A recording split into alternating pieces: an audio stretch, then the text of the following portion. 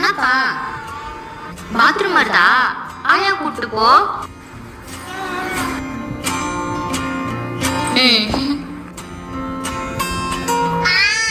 என்னடா எங்க நம்ம பாத்ரூம் வருது அது வருதுன்னு போலாம் தாண்டா.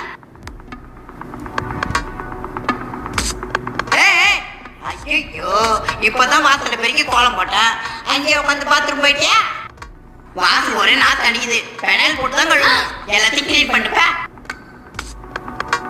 ஆயா திட்டினாங்களாப்பா? சரிப்பா.